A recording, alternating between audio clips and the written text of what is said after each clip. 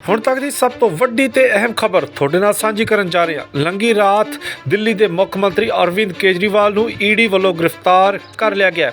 ਬੀਤੀ ਰਾਤ ਅਚਾਨਕ ਅਰਵਿੰਦ ਕੇਜਰੀਵਾਲ ਦੀ ਰਿਹਾਇਸ਼ ਤੇ ਈਡੀ ਦੇ ਅਧਿਕਾਰੀਆਂ ਵੱਲੋਂ ਛਾਪਾ ਮਾਰਿਆ ਗਿਆ ਤੇ ਨਾਲ ਹੀ ਫੌਜ ਵੱਲੋਂ ਉਹਨਾਂ ਦੀ ਦਿੱਲੀ ਸਥਿਤ ਰਿਹਾਇਸ਼ ਦੀ ਘੇਰਾਬੰਦੀ ਕਰ ਲਿੱਤੀ ਗਈ ਸੀ, ਜਿਸ ਤੋਂ ਬਾਅਦ ਭਾਰਤ ਦੀ ਸਿਆਸਤ ਵਿੱਚ ਅਫਰਾ ਤਫਰੀ ਮਚ ਗਈ, ਕਿਉਂਕਿ ਭਾਰਤ ਦੇ ਇਤਿਹਾਸ ਵਿੱਚ ਪਹਿਲੀ ਵਾਰ ਅਜਿਹਾ ਹੋਇਆ ਹੈ ਕਿ ਕਿਸੇ ਮੌਜੂਦਾ ਮੁੱਖ ਮੰਤਰੀ ਨੂੰ गिरफ्तार किया गया होवे।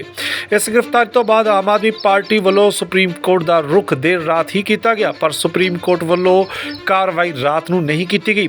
पर जो सब तो वड्डा सवाल सी कि ਮੁੱਖ ਮੰਤਰੀ ਦੇ ਅਹੁਦੇ ਤੋਂ ਕੇਜਰੀਵਾਲ ਅਸਤੀਫਾ ਦੇਣਗੇ ਜਾਂ ਨਹੀਂ, ਜਿਸ ਦਾ ਜਵਾਬ ਦਿੰਦੇ ਹੋਏ ਦਿੱਲੀ ਤੋਂ ਵਿੱਤ ਮੰਤਰੀ ਆਤੀਸ਼ੀ ਵੱਲੋਂ ਸਾਫ਼ ਕਰ ਦਿੱਤਾ ਗਿਆ ਕਿ ਅਰਵਿੰਦ ਕੇਜਰੀਵਾਲ ਦਿੱਲੀ ਦੇ ਮੁੱਖ ਮੰਤਰੀ ਹੀ ਰਹਿਣਗੇ। ਅਗਰ ਜ਼ਰੂਰਤ ਪਈ ਤਾਂ ਜੇਲ੍ਹ ਵਿੱਚੋਂ ਹੀ ਦਿੱਲੀ ਦੀ ਸਰਕਾਰ ਚਲਾਈ ਜਾਵੇਗੀ।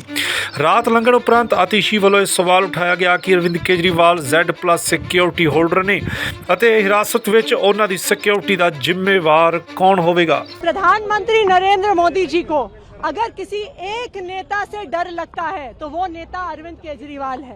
2 साल में 1 रुपए की भी रिकवरी ना ईडी ना सीबीआई कर पाई है।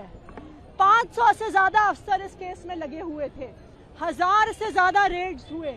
आम आदमी पार्टी के नेताओं के घर, मंत्रियों के घर, उनके ऑफिसेज में हर जगह रेड हुई, लेकिन उसके बावजूद 1 रुपया आज तक नहीं मिला है। तो आज लोकसभा का चुनाव अनाउंस होने के बाद अरविंद केजरीवाल का अरेस्ट एक राजनीतिक साजिश है।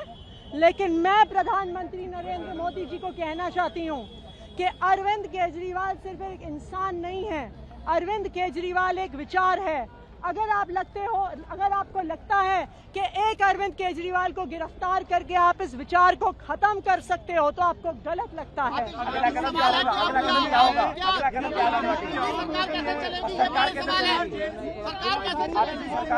अरविंद केजरीवाल जी दिल्ली के मुख्यमंत्री थे, दिल्ली के मुख्यमंत्री हैं और दिल्ली के मुख्यमंत्री रहेंगे। हमने शुरू से स्पष्ट किया है कि अगर जरूरत पड़ेगी तो अरविंद केजरीवाल जी जेल से सरकार चलाएंगे। आज भारतीय जनता पार्टी ने लोकतंत्र को खत्म करने का कोई प्रयास नहीं छोड़ा।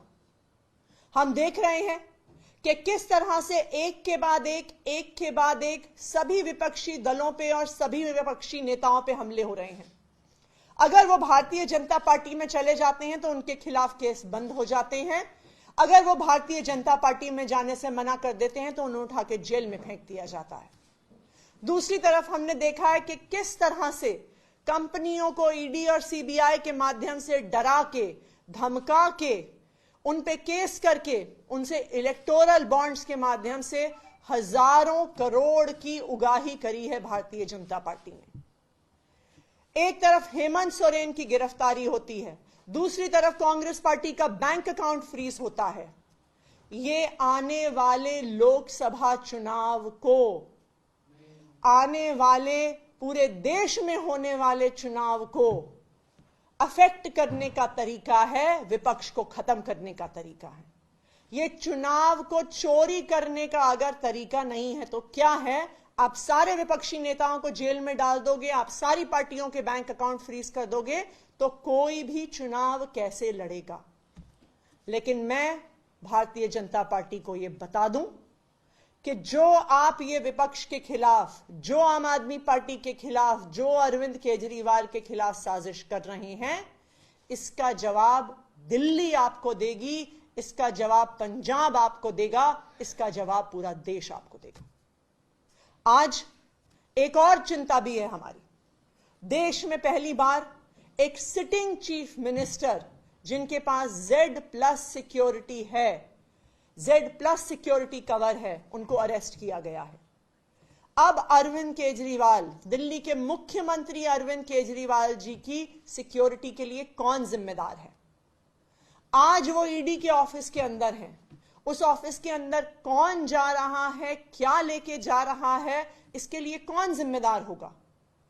तो ये एक बहुत बड़ी चिंता आम आदमी पार्टी की भी है, ये एक बहुत बड़ी चिंता देश की भी है कि क्या केंद्र सरकार ईडी की कस्टडी में अरविंद केजरीवाल को पर्याप्त सिक्योरिटी दे रही है कि नहीं दे रही है।